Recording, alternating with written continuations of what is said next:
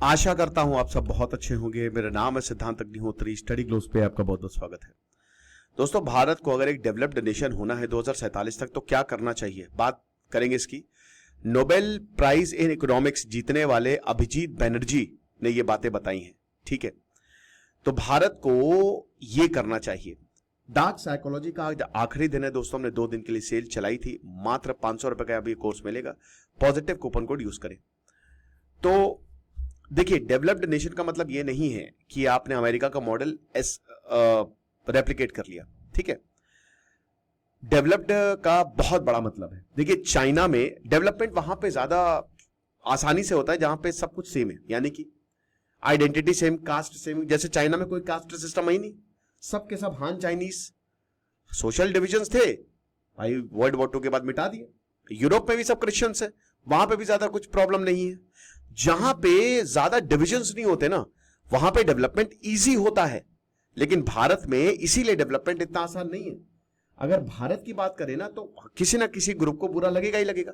और क्योंकि भारत में डेमोक्रेसी है, तो भाई उस ग्रुप का भी ख्याल रखना चाहिए कि वोट बैंक है हमारा। आप समझ रहे हो? तो इसीलिए जो इंडिया है ना, वो कमाल का देश है। ऐसा देश कहीं आपको देखने के नहीं मिलेगा जहां इतनी सारी लैंग्वेजेस बोली जाती है, इतने सारे कल्चर है, और हम सब एक साथ धर्म, क्रिकेट, बॉलीवुड और आत्मा से जुड़े हैं। भारत को धर्म जोड़ता है। कामाख्या मां, आसाम, आपको 108 शक्तिपीठ पूरे भारत में, 12 ज्योतिर्लिंग पूरे भारत में। मैं तो सलाम करता हूं जो हमारे धर्म गुरु थे, उन्होंने कितना लंबा सोचा कि ये बाद में दिक्कत हो सकती है, भारत को जोड़ने में ये धर्म काम आएगा। समझ रहे हो? भगवान राम की पूजा यहां होती है, भगवान राम की पूजा साउथ में होती है। विष्णु को भारत नॉर्थ में, ईस्ट में, वेस्ट में पूजा जाता है। देवियों को हर जगह पूजा जाता है। तो वही चीज है। अभिजीत बैनर्जी बताते हैं कि भारत को अपना खुद का पाथ, खुद का रास्ता बनाना पड़ेगा, जिसमें ग्रोथ को बैलेंस करना पड़ेगा इंक्लूसिविटी के साथ। मतलब हर किसी को समाना। ऐसा नहीं कि आप मुस्लिमों को अलग थलग रख दें, या SC/STs को अलग थलग रख दें, या फिर जो डेवलप्ड मतलब आप सब किसी को अलग थलग नहीं रख सकते। जो अमीर हैं, जो डेवलप्ड ह्यूमंस, वो थोड़ा इंग्लिश गलत हो गई, लेकिन जो अमीर हैं उनको भी आप अलग थलग, आपको सबको साथ में लेना पड़ेगा। ब्राह्मण, ठाकुर, है ना, कायस्थ, जितने भी कास्ट, क्रीड, सब कुछ, कल्चर लेके आओ सब। Freedom, dignity. GDP को आपको 5 गुना ज्यादा बढ़ाना पड़ेगा 2047 तक, जो कि आसान टास्क नहीं है, क्योंकि अभी आप देख ही सकते हो कितनी भयानक अनसर्टेनिटी है। तो सबसे पहली बात तो सरकार और जॉब्स को रैशनलाइज करिए। टेस्ट, तो इसको बहुत ही अच्छा शब्द दिया, टेस्टोक्रेसी का। 25-26 साल में आप काम ढूंढ ही नहीं रहे, ना ही आपको काम करना, ना ही आप काम ढूंढ रहे, बट आप एग्जाम्स के लिए प्रिपेयर कर रहे हैं। भारत की बात तो यहां पे हो रही है। 2014 से लेकर 2024 तक लगभग 22 करोड़ एप्लीकेशन, 220 मिलियन एप्लीकेशंस। भैया, इतनी तो पॉपुलेशन है बहुत सारे देशों की। यूरोप की इतनी पूरी मिला के पॉपुलेशन होगी। सेंट्रल गवर्नमेंट जॉब्स के लिए आई थी, और सिलेक्ट कितनों को किया? 0.3%, 30 लाख बस।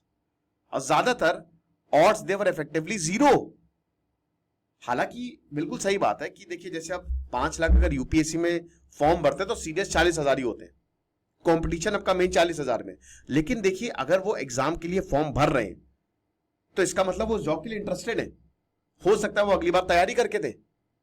और ये भारत की सच्चाई है। सरकार अनफॉर्चुनेटली उतने अपॉर्चुनिटी क्रिएट कर ही नहीं पाई है। हमारा मैन्युफैक्चरिंग इंफ्रास्ट्रक्चर खाली 18% पे। तो कहां से इतने लोगों को आप एकोमोडेट कर पाएंगे मेरे भाई? अब भारत में सरकारी जॉब का पागलपन है, और यह भारत को आगे बढ़ने से रोक रहा है मेरे भाई। भारत एक युवा देश है। हम इस युवा की ये जो एनर्जी है उसको बहुत अलग अलग जगह पे मोड़ सकते हैं। अब गवर्नमेंट जॉब जैसे टीचिंग है, दे आर हाईली पेड। अगर आप जीडीपी के हिसाब से बात करें तो फिर क्या होता है? अनहेल्दी ऑब्सेशन विद एग्जाम की, कुछ भी करके भाई सरकारी एग्जाम तो निकालना ही निकालना है। सोल्यूशन क्या है? आप अप्रेंटिसशिप स्टाइल रिक्रूटमेंट निकालिए। समझ रहे हो? जहां पे जो एग्जाम क्वालिफायर है उनको 5 साल की ट्रायल जॉब्स मार्केट वेजेस पर दी जाएगी। ये ज्यादा बेटर सोल्यूशन है। परमानेंट बेटर पेड रूल्स जो है वो तभी आपको दिए जाएंगे जब आपकी परफॉर्मेंस प्रूव होगी। इससे क्या होगा, जैसे एसएससी सीजीएल में क्यों इंटरव्यू निकाला, नहीं निकालना चाहिए। और इंटरव्यू को भाई देखिए, अब ज्यादातर जगह पे एग्जाम्स में इंटरव्यू 80-20 होता है, मतलब 80% आपके रिटर्न के मार्क्स देखेंगे, 20% आपके इंटरव्यू के। भाई इसको 60-40 या 70-30 तो करिए ही करिए, क्योंकि एसएससी में जैसे बड़ा घपला हो, जैसे कुछ जगह पे बताया गया पेपर लीक हुआ, कुछ जगह पे ऐसा बताया गया कि भैया कहीं और से सिस्टम कंट्रोल हो रहा है, और ये आसान है, हो सकता है ये। उस केस में आप क्या कर सकते हैं, उस केस में इंटरव्यू बहुत ही इंपॉर्टेंट चीजें, क्योंकि कुछ ऐसे सिलेक्शंस हुए हैं और घपला हर जगह चल रहा है दोस्तों, कि उनको लिखना पढ़ना नहीं आ रहा है। और पहले तो पता नहीं कितने ऐसे सिलेक्शन हो गए होंगे मुन्ना भाई टाइप, अब तो ऑनलाइन का जमाना है तो पकड़े जाते हैं लोग। स्क्राइब का गलत इस्तेमाल किया जाता है, स्क्राइब खाली नाम का है, एक्चुअल में वो बड़ा इंटेलिजेंट आदमी है, आपका पूरा पेपर लिख देगा। तो क्यों ना ऐसा हो कि भाई पहले आप एक बार एग्जाम क्वालिफाई करेंगे तो आपका ट्रायल जॉब के लिए रखा जाएगा 5 साल के लिए, और वो भी जो मार्केट में मिल रहा है। लेकिन दोस्तों इससे बैकफायर हो सकता है। मैं अभिजीत बनर्जी से इतना इस बात पे शायद सहमत नहीं हूं, लेकिन हाँ ये एक अच्छा आइडिया है, और एक बार आपने परफॉर्मेंस प्रूव की तब आपको पैसे दिए जाएंगे। सिस्टम जो है वो सारी सरकारी जॉब के लिए अप्लाई होना चाहिए, आर्मी को छोड़ के, जहां पे अग्निपथ जैसी स्किलिंग स्कीम काम कर रही है। हालांकि मैं अग्निपथ स्कीम के बिल्कुल खिलाफ हूं। अब इससे होगा क्या कि काम कॉस्ट कम होगी, क्योंकि अभी बहुत ज्यादा बर्डन है। और आपको बता दूं कि भारत में ज्यादातर जो सरकारी महकमे है ना, उनमें उतने लोग है ही नहीं काम करने के लिए, यानी कि एक तरीके से सारे के सारे सरकारी महकमे अंडर स्टाफ्ड है। अगर ये लोग आ जाए अपनी पे सरकार, तो बहुत सारी हर महीने इतनी आपको जॉब्स देखने को मिलने की क्या बताएं। तो अब इससे कॉस्ट कम होगी। इससे होगा क्या, जब कॉस्ट कम होगी तो आप ज्यादा सिविल सर्वेंट्स को हायर कर सकते हैं, मोटिवेटेड वर्कर्स अच्छे से आ सकते हैं, राइट। दूसरा भाई, गुड़गांव देखा डूब गया। एक तरफ तो हम देख रहे हैं कि गुड़गांव बहुत, अभी मैं एक चैनल है के क्रिएट करके, ठीक है, तो उसमें मैं देख रहा था गुड़गांव की हालत। मतलब एक तरफ तो ऐसी बिल्डिंग आपको दिखेगी जैसे आपको स्क्रीन पे दिख रही है, दूसरी तरफ इतने गन्नाले खुले हुए हैं, स्लम एरियाज, मतलब जीना मुश्किल है। और पता है आयरनी क्या है, 80% 70% लोग यहीं पे ही रहते, इन्हीं स्लम्स में रहते। तो क्या ये हमारी जिम्मेदारी नहीं कि उन स्लम को भी ऐसे ही बनाया जाए, उनको भी रहने का अधिकार दिया जाए? बिल्कुल। भारत को 4.5 लाख करोड़ हर साल स्पेंड करने हैं अर्बन इंफ्रास्ट्रक्चर पे 2036 तक, अगर डेवलप होना है तो।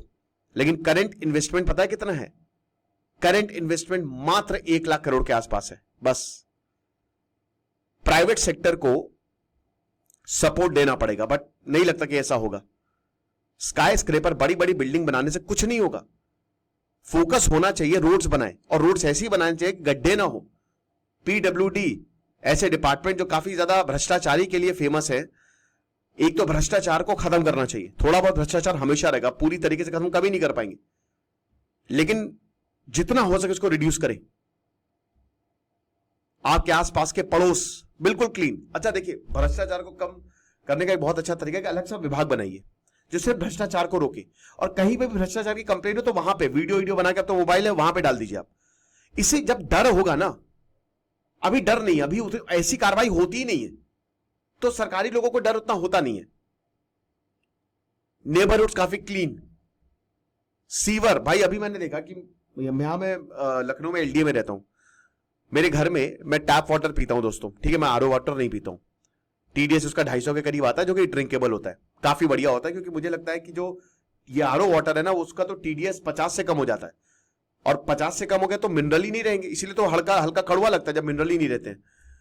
तो यहां पे क्या है ना कि जब पानी आया तो मैंने देखा कि यार टैप में गंदा पानी क्यों आ रहा है। मैंने देखा कि सीवर मिक्स हो गया उसमें, और ये पूरे मोहल्ले में हो रहा था।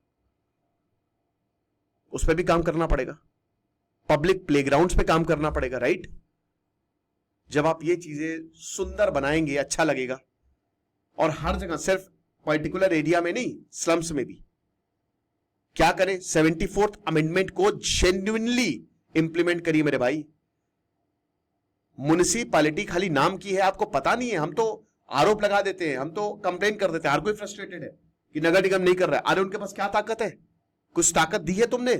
पैसा तक खुद से रेज नहीं कर सकते वो बेचारे। 3-3 4-4 महीने की सैलरी पेंडिंग है, यहां पे जो सफाई वाले आते हैं, मेरा कूड़ा उठाने आता है, कहता है नगर निगम वाले कहते हैं, जो झाड़ू वाला आता है कि हमारे में शामिल हो जाओ। हमने कहा तो शामिल हो जाओ, अच्छी बात है। कहता है अरे सर 4-4 5-5 महीने तक सैलरी नहीं आ रही है वहां पे, क्या करें। जो छोटे गांव है, मतलब एक तरीके से जिन छोटे गांव, जो बड़े गांव है 10,000 से ज्यादा जिनकी पॉपुलेशन हो, उन नए शहर बनाइए, उसमें मॉडर्न इंफ्रास्ट्रक्चर, ये सब पॉसिबल है। फ्रीबीज मत दीजिए, लोगों को भीख मत दीजिए, लोगों को फैसिलिटी दीजिए। लोग खुशी खुशी, अगर आप लोगों को फैसिलिटी देंगे तो लोग खुशी खुशी उसका पे करेंगे। अगर मैं आज वंदे भारत में जाता हूं, मुझे कोई प्रॉब्लम नहीं है उतने पैसे देने में, क्योंकि मुझे उस तरीके की फैसिलिटी मिल रही है, राइट। टाउन को इंडस्ट्रियल जोन से कनेक्ट करिए, लिंक करिए, ताकि प्रोडक्टिविटी बढ़े। और ये MIT रिसर्च बताती है कि जहां जहां टाउन इंडस्ट्रियल जोन से कनेक्टेड है, वहां के लोगों को रोजगार बहुत बढ़िया। जमशेदपुर एक बहुत बहुत बढ़िया एक एग्जांपल है, मुंबई एक बहुत बढ़िया एग्जांपल है।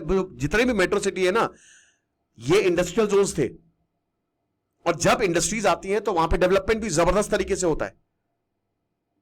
उसके बाद trial civil servant as city manager. अब DM रखिए आप, लेकिन सिटी मैनेजर्स को जरूर रखिए, और ये एक नहीं, कम से कम 10-10 होने चाहिए। आप पूरे के पूरे शहर को डिवाइड कर दीजिए। जैसे मान लीजिए कि 1 लाख स्क्वायर किलोमीटर का अगर शहर है, मैं एग्जांपल दे रहा हूं, तो 20-20 हजार स्क्वायर किलोमीटर 10-10 हजार स्क्वायर किलोमीटर में डिवाइड कर दीजिए, और हर 10,000 स्क्वायर किलोमीटर में एक सिटी मैनेजर रखिए, और उसके नीचे एक नया विभाग बनाइए, ताकि लोकल लीडर्स को हेल्प किया जा सके, और सर्विस तुरंत इन सिटी मैनेजर से आप बताइए। तीसरा, इन्वायरमेंटल चैलेंजेस, इसका क्या करें भाई, कैसे इसको टैकल करें। जो एयर पोल्यूशन है, क्लाइमेट ने हमारी ऐसी की तैसी कर दी है। एयर पोल्यूशन, दिल्ली हब है, आप कुछ भी नहीं करेंगे तो भी आप दिन में 20 सिगरेट पी रहे हो, और हर जगह की यही हालत है। दिल्ली तो मेट्रो सिटी है तो वो तो आ जाता है, लेकिन बाकी छोटे शहरों का क्या।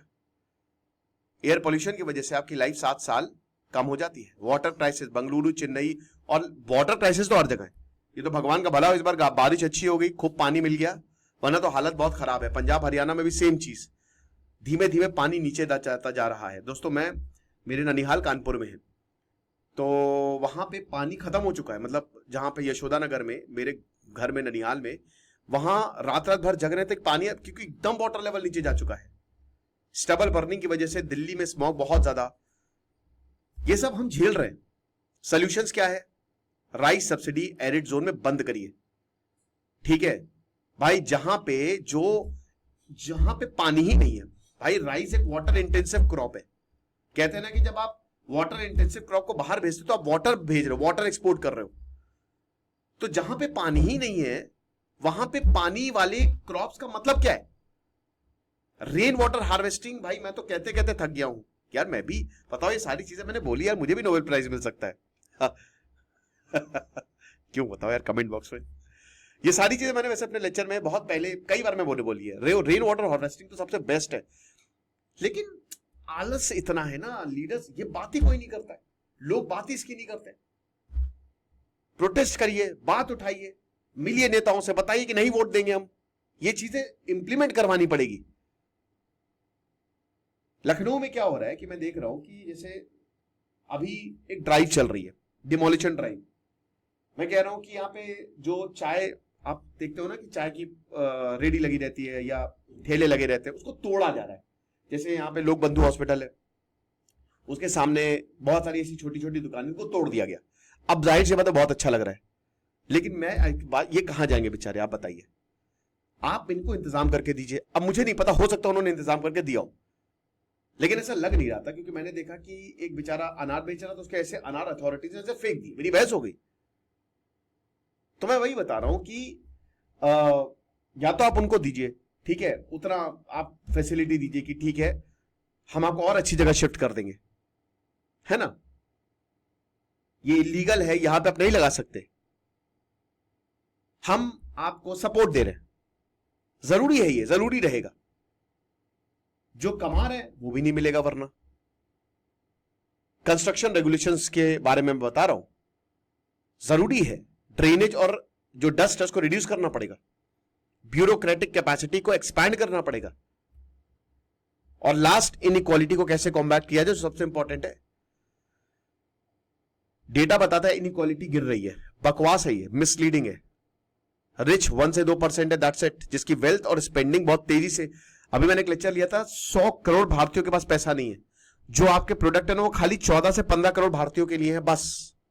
तो 3 इंडिया जी रहे, एक रिच, दूसरा मिडिल क्लास, तीसरा पुअर। There are 3 India. मैंने बताया ना भाई, गुरुग्राम के सामने तो आपको सब चंगा सी, लेकिन उसके सामने सब नंगा सी। मिडिल क्लास स्क्वीज्ड, जो स्टैग्नेंट डिमांड है मिडिल रेंज ग्रुप्स के लिए, ठीक है ना। बट हाँ, लग्जरी कंजप्शन वो खाली लोगों ऊपर अपर लोगों के लिए है। क्या करें? टैक्स को कम करिए, जो कि किया है मेरे ख्याल में सरकार ने इसमें अच्छा काम किया, लेकिन देर की है भाई। जो अमीर है वो टैक्स देता नहीं और गरीब टैक्स देता नहीं, मिडिल क्लास टैक्स देता है। अमीर जाता है दुबई, मॉरिशस। कॉर्पोरेट प्रॉफिट्स जितना हो सके वेजेस और एम्प्लॉयमेंट ग्रोथ में लगाएं। पॉलिसी को रीडिस्ट्रीब्यूटिव पॉलिसी है उसको स्ट्रेंथन करें। इतना कम, भारत खाली 1.2% जीडीपी वेलफेयर पे लगाता है, बताइए, बहुत कम है यार ये। पहले लोगों को उठाइए, लोगों को सुविधाएं दीजिए, और नहीं तो मैं आने का तैयार हूं वैसे सरकार में। मजाक था। So Bharat, India can not hope to become विकसित भारत खाली कहने से। ये चीजें करनी पड़ेगी, सरकार को रिफॉर्म करना पड़ेगा। Liveable well manage town cities, decisively act करिए ताकि एनवायरमेंट क्राइसिस को रोका जा सके, और इनइक्वालिटी कम करिए, वरना इसके बिना कुछ नहीं होने वाला। खुश रहिए, पढ़ते रहिए। सिद्धांत अग्निहोत्री साइनिंग ऑफ।